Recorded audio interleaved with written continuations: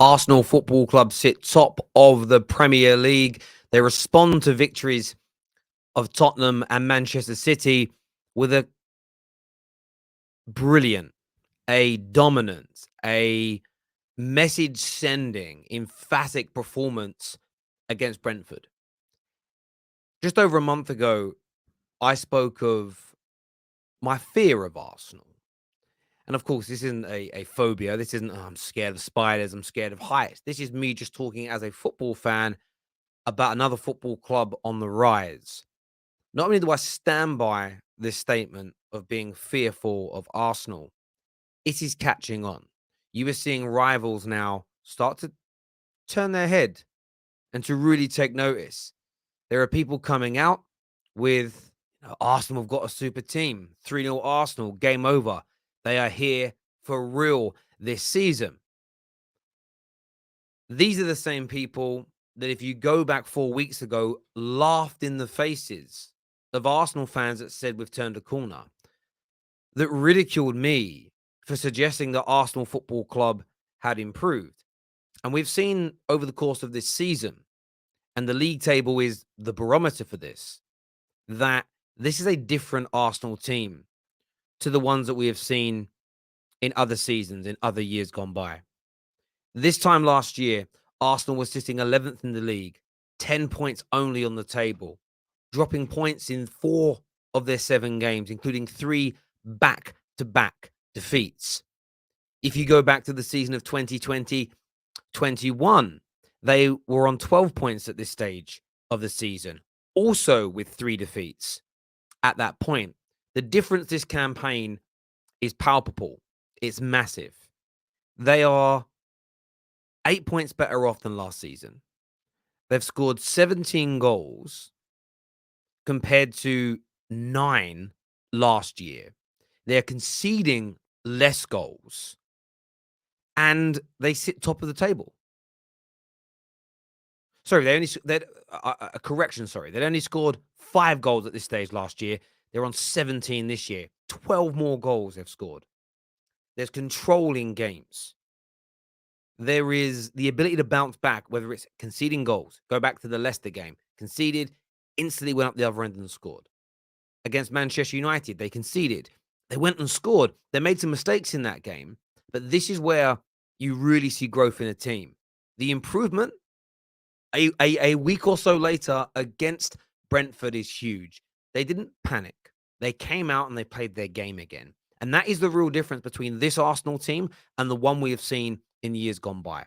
Arsenal, at times last season, and definitely if you go back to 2021, 2020, 2019, 2018, this Arsenal team would lose a game and they would overcompensate in the next match, try too hard. Players would drift out of position, leaving holes, and they would be beaten. They would go into a bad run of form.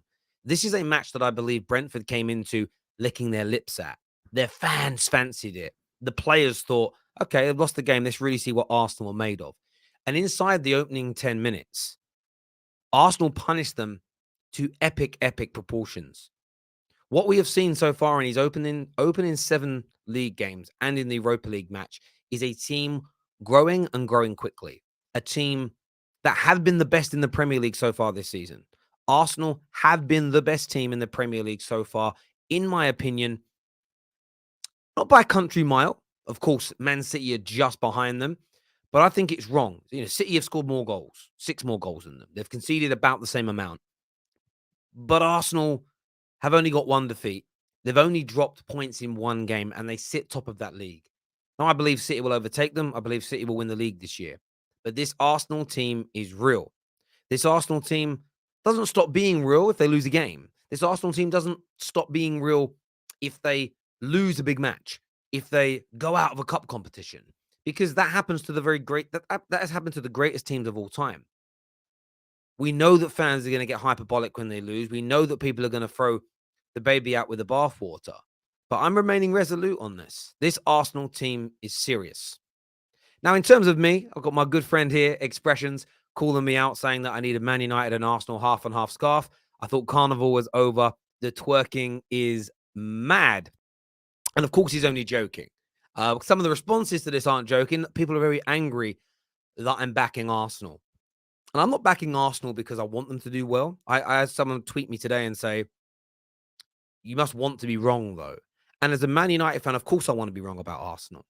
I'm equally fearful about the direction that Chelsea are going in, the way they're trying to structure their club. Why am I fearful? Because they're doing all the things that I believe are absolutely essential to being a super powerful club, a super club that's powerful and consistent in the modern day game. They're not there yet, so I'm not scared in this particular moment.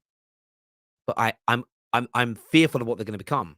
And the same with Arsenal. I don't fear Arsenal on match day. Like, oh my god, we can't beat them. They're the greatest team of all time. That isn't what I'm fearful of.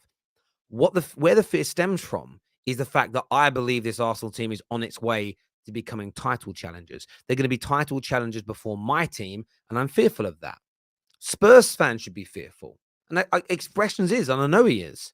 The reason that he's fearful is because he knows that this Arsenal team is on its way to being title challengers, and I don't think he truly believes that Spurs will. And imagine Arsenal going through their banter era and having 4 trophies, while Spurs went through their golden era in the Premier League and won nothing. And then by the end of Arsenal's banter era, when they become title challengers, they go on to win a league again, and Spurs still have won nothing. That is something to be fearful of. Spurs fans will deny it, but they know it's true. Chelsea fans have loved beating up on Arsenal for a decade or so now. They're worried that they can no longer do this. There are multiple rivals now that are starting to see how good this Arsenal team are. And why are they so good? That's the big question. And it's very, very simple for me. Consistency, club structure, and eradicating player power. The club structure comes in, they know what style of football they want to play. A lot of us, including me, didn't see it early on. I thought the manager was more of a pragmatist. He isn't. He isn't a pragmatist. I got that wrong. Very happy and open to admit that. But they have a club structure, the way the club wants to play football. How do I know that it's the same across the youth level to the first team without watching their youth team play? Because when they promote players of the right quality, you see almost a seamless transition into that first team. There is also a club structure in the sense of knowing the right and the wrong time to include players in your team. Now, William Saliba is a prime example of this. The club and the manager together worked on a plan. There were some family issues. There was some rawness to Saliba, a very young man living in a new country, in a team in huge transition. If he'd have been included in that first team 2 years ago, I believe it may have been too much. He would have had some poor performances. The pressure would mount, and you wouldn't be seeing William Saliba right now, who is arguably the best young centre back in the world. He is a player that has the ability to reach Van Dijk levels of quality. You then see the strategy around signings, not always the superstars, not always the players that are obvious that everybody else is going for. They're picking players that are correct for their system and style, which is a club system and style. And the reason I bring this all round is this. Arteta's doing a very good job. He's still only 40 years of age and a fledgling manager in his own right. But where Arsenal have got this absolutely correct, and this element of what the Cronkies have done is brilliant, is even if Arteta fails, it is win-win for Arsenal fans. If Arteta is successful, makes you title challengers, makes you win the big trophies, then you're winning. If he doesn't and you sack him, all you have to do is bring in a more capable coach, a more capable manager in the image that your club has already built. You don't need a rebuild again. You don't need a squad overhaul. You don't need to redefine the scouting. You don't need to start training your academy differently. Everything is in place. They are building a future.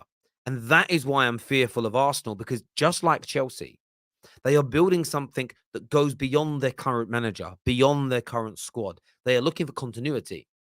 We've seen the best team in England right now, Manchester City, do this.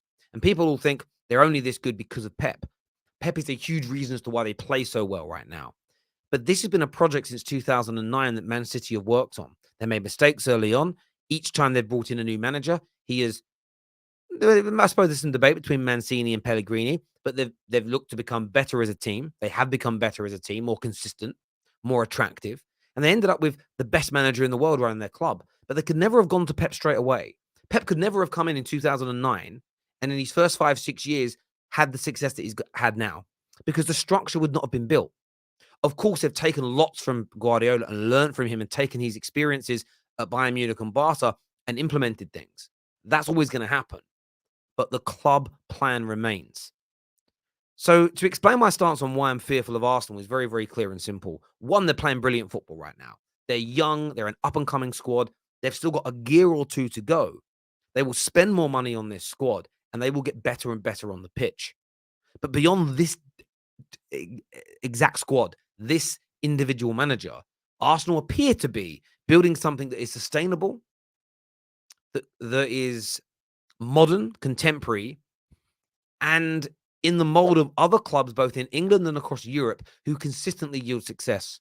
And when you have the income of an Arsenal, the fan base of Arsenal to boot around it, it's scary. It's scary in the sense of they have been a team that nobody really cared about other than to laugh at for over a decade. They're a team that most of the top six have consistently beat, at least in home fixtures, some at home and away fixtures. They have been, as Liverpool fans quote it, a guaranteed 6 points every season. That's over. So you may not want to admit it. You may want to laugh at me. You may want to say, Terry, you're talking absolute waffle. You may want to just say that you're twerking for Arsenal. You may want to say that you're a secret Arsenal fan. None of these insults, none of these bits of banter, none of the pejoratives that you can call me are arguments to the facts that I'm pointing out here. Whether you like Arsenal or not, do yourself a favor, wipe your mouth, and just accept the fact that this Arsenal team is on its way to being back. They are the real deal this season. And Arsenal scare you. It's a fact.